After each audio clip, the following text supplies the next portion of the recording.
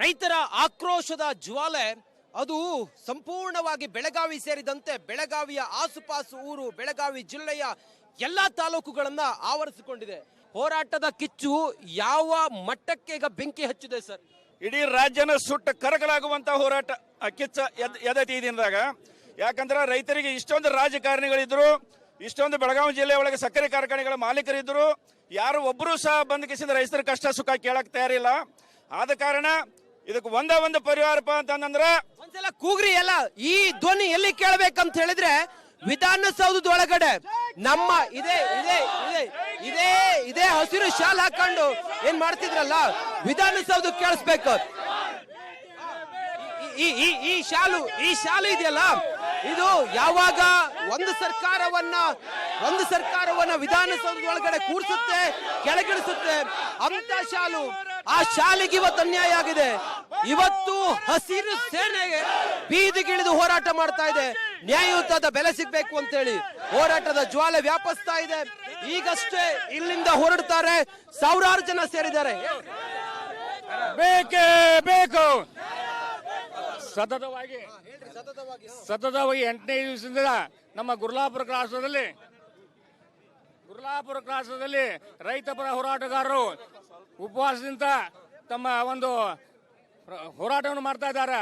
ಈ ಹೋರಾಟಕ್ಕೆ ಯಾವುದೇ ಒಬ್ಬ ರಾಜಕಾರಣ ಆಗಲಿ, ಯಾವುದೇ ಒಬ್ಬ ಸಕ್ಕರೆ ಕಾರ್ಖಾನೆಯ ಮಾಲೀಕರಾಗಲಿ ಇಲ್ಲಿವರೆಗೂ ಸಹಿತ ಒಂದು ಒಳ್ಳೆಯ ರೀತಿಯಾದಂತಹ 3,500 ರೂಪಾಯಿ ಪ್ರತಿ ಟನ್ 2028ರ ಚುನಾವಣೆಯಲ್ಲಿ ಇಡೀ ಫ್ಯಾಕ್ಟರಿಯ ಮಾಲೀಕರನ್ನ ಹೊರಗಿಟ್ಟು ರೈತರು ಅಧಿಕಾರಕ್ಕೆ ಬರುವಂತ ದಿನ ಬಹಳ ದೂರ ಇಲ್ಲ.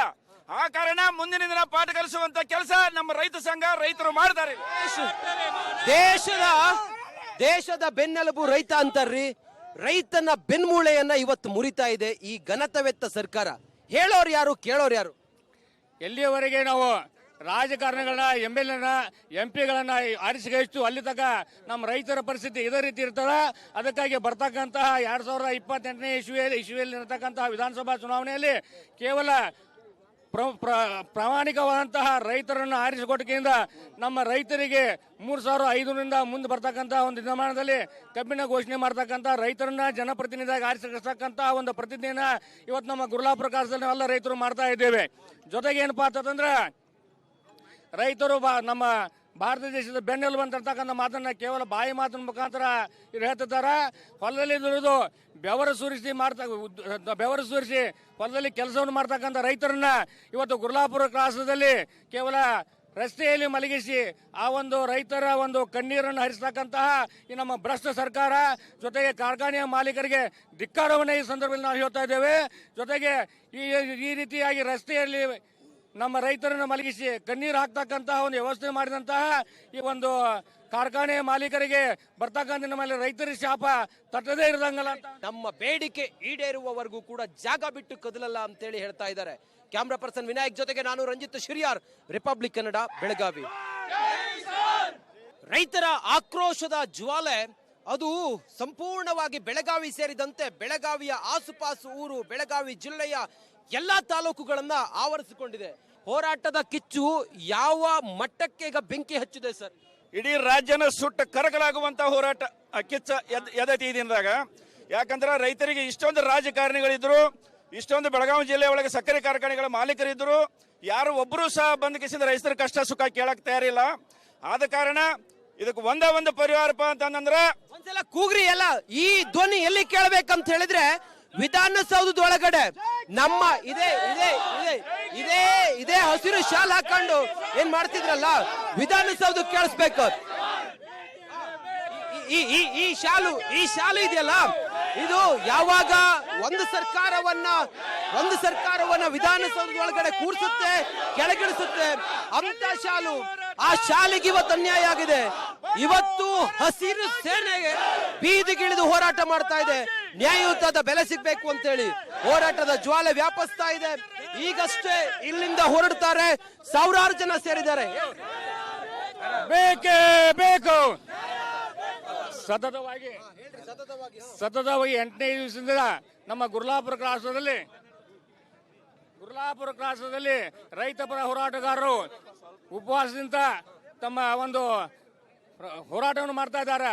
ಈ ಹೋರಾಟಕ್ಕೆ ಯಾವುದೇ ಒಬ್ಬ ರಾಜಕಾರಣ ಆಗಲಿ, ಯಾವುದೇ ಒಬ್ಬ ಸಕ್ಕರೆ ಕಾರ್ಖಾನೆಯ ಮಾಲೀಕರಾಗಲಿ ಇಲ್ಲಿವರೆಗೂ ಸಹಿತ ಒಂದು ಒಳ್ಳೆಯ ರೀತಿಯಾದಂತಹ 3,500 ರೂಪಾಯಿ ಪ್ರತಿ ಟನ್ 2028ರ ಚುನಾವಣೆಯಲ್ಲಿ ಇಡೀ ಫ್ಯಾಕ್ಟರಿಯ ಮಾಲೀಕರನ್ನ ಹೊರಗಿಟ್ಟು ರೈತರು ಅಧಿಕಾರಕ್ಕೆ ಬರುವಂತ ದಿನ ಬಹಳ ದೂರ ಇಲ್ಲ. ಆ ಕಾರಣ ಮುಂದಿನ ದಿನ ಪಾಠ ಕಲಿಸುವಂತ ಕೆಲಸ ನಮ್ಮ ರೈತ ಸಂಘ ರೈತರು ಮಾಡ್ತಾರೆ. ದೇಶದ ಬೆನ್ನೆಲುಬು ರೈತ ಅಂತಾರ್ರಿ. ರೈತನ ಬೆನ್ಮೂಳೆಯನ್ನ ಇವತ್ತು ಮುರಿತಾ ಇದೆ ಈ ಘನತವೆತ್ತ ಸರ್ಕಾರ. ಹೇಳೋರು ಯಾರು, ಕೇಳೋರು ಯಾರು? ಎಲ್ಲಿಯವರೆಗೆ ನಾವು ರಾಜಕಾರಣಿಗಳನ್ನ MLA MP ಗಳನ್ನ ಆರಿಸಿಗಷ್ಟು ಅಲ್ಲಿ ತನಕ ನಮ್ಮ ರೈತರ ಪರಿಸ್ಥಿತಿ ಇದೇ ರೀತಿ ಇರ್ತದ.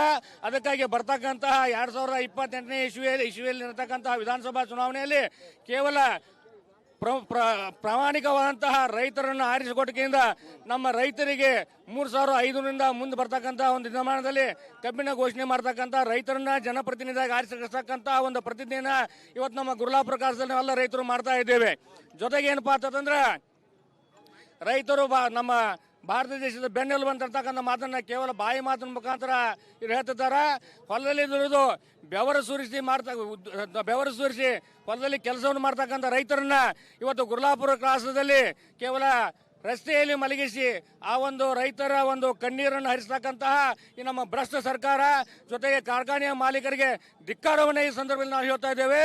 ಜೊತೆಗೆ ಈ ರೀತಿಯಾಗಿ ರಸ್ತೆಯಲ್ಲಿ ನಮ್ಮ ರೈತರನ್ನು ಮಲಗಿಸಿ ಕಣ್ಣೀರು ಹಾಕ್ತಕ್ಕಂತಹ ಒಂದು ವ್ಯವಸ್ಥೆ ಮಾಡಿದಂತಹ ಈ ಒಂದು ಕಾರ್ಖಾನೆ ಮಾಲೀಕರಿಗೆ ಬರ್ತಕ್ಕಂಥ ನಮ್ಮಲ್ಲಿ ರೈತರಿಗೆ ಶಾಪ ತಟ್ಟದೇ ಇರದಂಗಲ್ಲ ಅಂತ. ನಮ್ಮ ಬೇಡಿಕೆ ಈಡೇರುವವರೆಗೂ ಕೂಡ ಜಾಗ ಬಿಟ್ಟು ಕದಲಲ್ಲ ಅಂತೇಳಿ ಹೇಳ್ತಾ ಇದ್ದಾರೆ.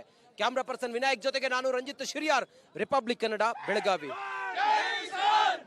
ರೈತರ ಆಕ್ರೋಶದ ಜ್ವಾಲೆ ಅದು ಸಂಪೂರ್ಣವಾಗಿ ಬೆಳಗಾವಿ ಸೇರಿದಂತೆ ಬೆಳಗಾವಿಯ ಆಸುಪಾಸು ಊರು, ಬೆಳಗಾವಿ ಜಿಲ್ಲೆಯ ಎಲ್ಲಾ ತಾಲೂಕುಗಳನ್ನ ಆವರಿಸಿಕೊಂಡಿದೆ.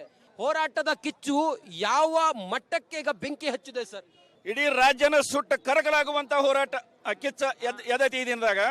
ಯಾಕಂದ್ರೆ ರೈತರಿಗೆ ಇಷ್ಟೊಂದು ರಾಜಕಾರಣಿಗಳಿದ್ರು, ಇಷ್ಟೊಂದು ಬೆಳಗಾವಿ ಜಿಲ್ಲೆ ಒಳಗೆ ಸಕ್ಕರೆ ಕಾರ್ಖಾನೆಗಳ ಮಾಲೀಕರಿದ್ರು, ಯಾರು ಒಬ್ಬರು ಸಹ ಬಂದ್ ಕಿಸಿದ ರೈತರ ಕಷ್ಟ ಸುಖ ಕೇಳಕ್ ತಯಾರಿಲ್ಲ.